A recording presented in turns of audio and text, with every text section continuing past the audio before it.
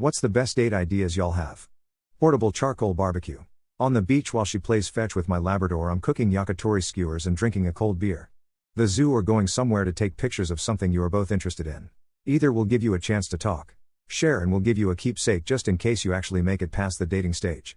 At times I've used this one. 1 meet at a nearby tiki bar for a volcano drink. We have 2, share. It's not very strong but it's quite unusual. I was so sad when that bar moved to another neighborhood. Skeptical. 2 hot tub in my building. Thankfully never had anyone else in it at the same time. Once the bloody thing was closed so I had to improvise a replacement on the fly. 3 rarely but sometimes a back massage on the couch. 4 movie on my home theater. For a first date, I like something really casual.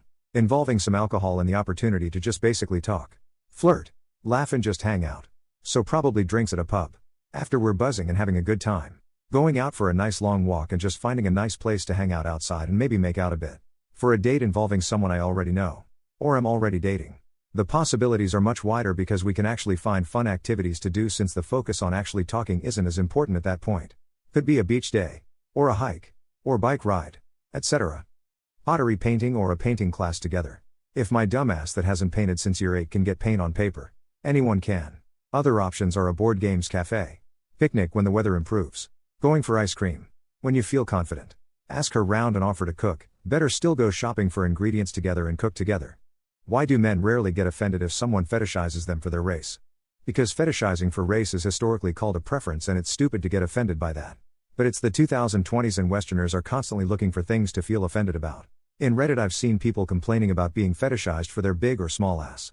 Big or small boobs. Tall or short. Eye color. Skin color, etc. They're constantly complaining about these things. Not because they really have something to complain about but because they have to complain about something. I have been fetishized a while back when I was working at a bar. But yeah, I didn't care. Some girl, which I will admit, I was attracted to, said something along the lines of, "Oh, you're mixed? I love mixed babies and quad." Like that was it. If I had to guess. That is probably what most guys' stories about being fetishized are. Plus many men don't get a lot of attention/compliments, so even though that particular compliment isn't the best, it's better than nothing. Heart is in the right place. Ig. Lamau. As men we get so few compliments we take whatever we can get. That being said, it's also a matter of power and intimidation. For the same reason why men can easily walk alone at night. We have an easier time taking compliments as we are not as easily threatened due to being biologically stronger.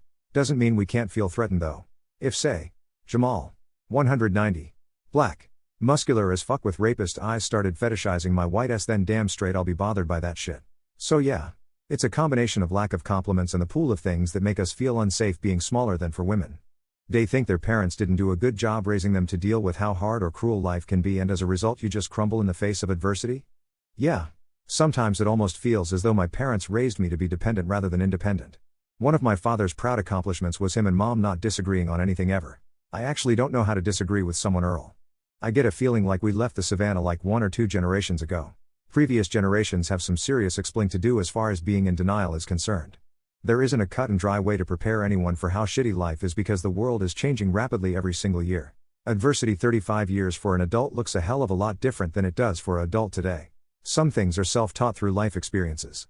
I feel as though both of my parents provided me with everything which was good when I was a kid, but as an adult they really haven't taught me anything or given me emotional support. I usually rely on my friends and boyfriend for that kind of support while I have to teach myself how to be independent by myself without help from anyone. My parents did the opposite extreme. I'm so toxically independent due to them I don't even talk to them anymore. Or anyone else really. I just love getting thrills from being effed by life every day without people to rely on because there were no reliable people in my life. Ever.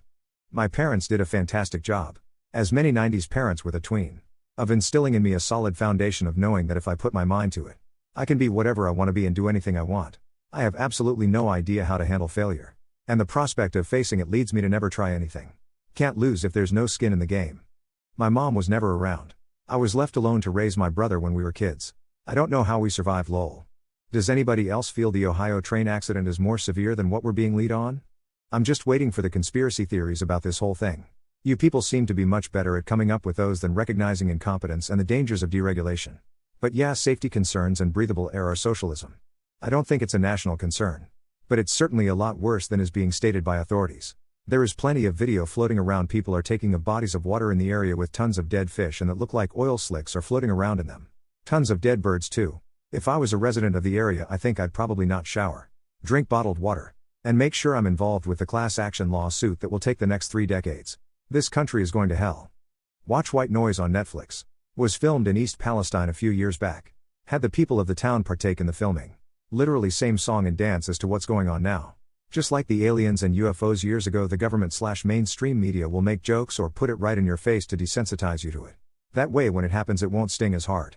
It's time everyone realizes what is going on around them. Enough of the well what can you do, let's stand up for ourselves and make the world a better place. If we were at war I don't think they would tell us.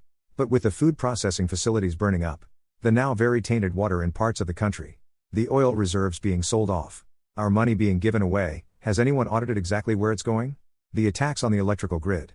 I believe we are absolutely under attack. What else does a country have to stand on after its resources are depleted? I'm sure the government will come to help eventually.